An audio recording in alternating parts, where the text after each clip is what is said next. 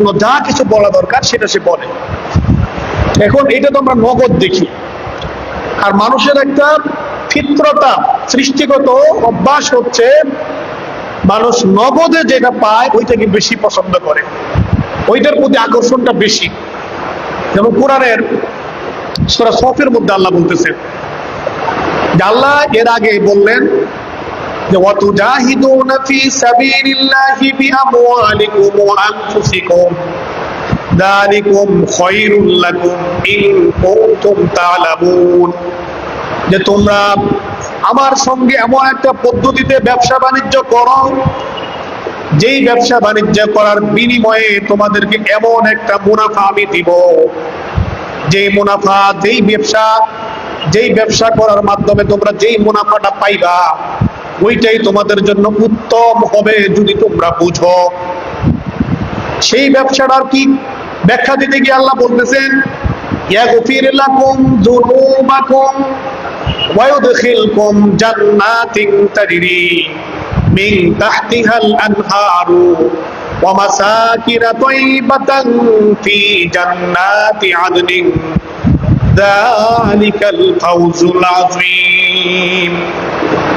আল্লাহ বলতেছেন তোমরা যদি তোমাদের এই ব্যবসার মধ্যে তোমাদের ধন সম্পদ জীবন ব্যয় করে জিহাদ করো, এই জিহাদটা হচ্ছে তোমাদের জন্য ব্যবসা, এইখানে যদি তোমরা তোমাদের জীবন এবং সম্পদ এগুলো ব্যয় করো তাহলে এক নম্বরে তোমাদের জীবনের গুনাহগুলো মাফ করে দেওয়া হবে, আর মারা যাওয়ার পরে মৃত্যুবরণ করার পরে তোমাদেরকে আরামদায়ক একটা জান্নাতের ব্যবস্থা করে দেওয়া হবে। এগুলো বলার পরে আল্লাহ আবার বলতেছেন ওয়াউখরা তুহিব্বুনাহা নাসরুম মিনাল্লাহি ওয়া ফাতহুন করিব ওয়া বাশশিরিল মুমিনিন। আল্লাহ আবার বলতেছেন তোমাদের জন্য আরো একটা বড় পুরস্কার আছে যেটা তোমরা খুব বেশি পছন্দ করো, যারা তোমরা খুব বেশি ভালোবাসো। নাসরুম মিনাল্লাহি ওয়া ফাতহুন করিব, সেটা হচ্ছে আল্লাহ তোমাদেরকে সাহায্য করবেন সরাসরি এবং তোমাদেরকে খুব কাছাকাছি সময়ের মধ্যেই তোমাদেরকে বিজয় দান করবেন। এখন এই যে আমি যে আয়াতটা তেলাওয়াত করলাম এটার বোঝার জন্য একটু মনোযোগ দিয়ে কথাটা শুনতে হবে। আল্লাহ প্রথমে বললেন যে তোমরা আমার সঙ্গে এমন একটা ব্যবসা করো, সেই ব্যবসাটা কি? ব্যবসাটা হচ্ছে আল্লাহর রাস্তায় জিহাদ করা। জিহাদ করতে গেলে কি লাগবে? তোমার নিজের পকেটের টাকা ব্যয় করা লাগবে। এখন সাপোজ ধরেন আমাদের বাংলাদেশের কোনো মানুষ যদি বর্তমানে ইরানে যুদ্ধ চলতেছে, কাফের মুশরিকরা যুদ্ধ করতেছে, এখন কোনো ব্যক্তি যদি সেখানে গিয়ে যুদ্ধ অংশগ্রহণ করতে চায় তাহলে আগে ওই দেশের একটা ভিসা নেওয়া লাগবে, টাকা লাগবে না? বিমান ভাড়া যাওয়া লাগবে, বিমান ভাড়া লাগবে না? তাহলে এইটা একটা বড় জিহাদের কথা বললাম। এর বাইরে আমরা দেশের মধ্যেও যদি যিনি কোনো প্রতিবাদী আন্দোলনের মধ্যে কোনো কাজের মধ্যে আমরা সম্পৃক্ত হইতে যাই, সেখানে প্রথমেই বের হইলে কি করা লাগবে? ঘর থেকে বের হইলে তো টাকা লাগে, তাই না? তাহলে নিজের পকেটের টাকা ব্যয় করা লাগবে। আর জিহাদের ময়দানে গেলে সেখান থেকে নিজের জীবন নিয়ে ফিরে আসতে পারবেন কিনা এর কোনো নিশ্চয়তা আছে? একজন মানুষ জিহাদের ময়দানে যদি যায় সেখান থেকে তার জীবন নিয়ে ফিরে আসতে পারবে কিনা এর কোনো নিশ্চয়তা নাই। এই জন্য আল্লাহ বলতেছেন তোমরা যদি তোমাদের সম্পদ এবং জীবন এই দুইটা জিনিসকে আল্লাহর জন্য বিসর্জন দিয়ে যুদ্ধে অংশগ্রহণ করতে পারো তাহলে তোমাদের প্রথম পুরস্কার হবে তোমাদের জীবনের গুনাহগুলো মাফ করে দিব। জীবনে যত গুনাহ করছে এগুলো মাফ করে দেব। তারপরে মারা যাওয়ার পরে তোমাদেরকে বিনা হিসাবে একটা জান্নাতের ব্যবস্থা করে দেব। তাহলে দুইটা পুরস্কারের কথা বললেন। এখন আল্লাহ তো জানে মানুষের অন্তরের মধ্যে তো এটা তো মারা যাওয়ার পরে এটা একটু বাকি না, জীবিত থাকা অবস্থায় তারা জান্নাত পাইতেছি না, আর গুনাহ মাফ হইলে কি লাভ হবে এইটাও তো মারা যাওয়ার পরে বোঝা যাবে, মারা যাওয়ার আগে তো বোঝা যাবে না।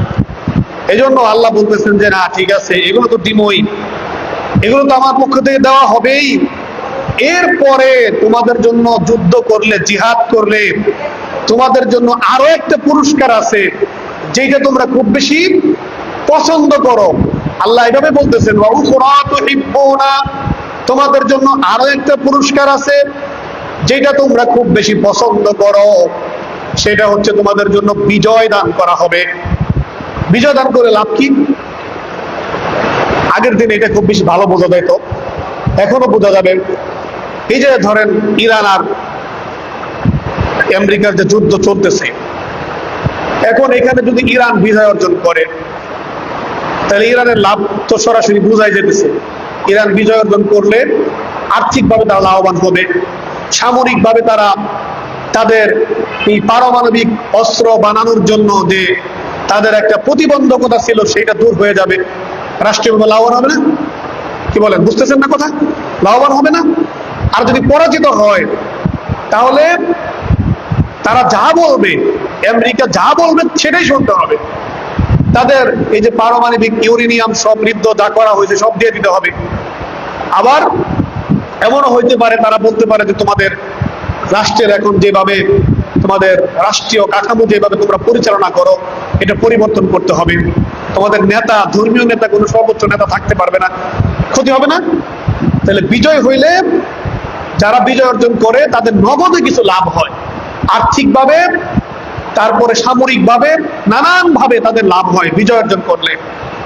আর আগের জামানায় তো ডাইরেক্ট গনিমতের সম্পদ পাইতো।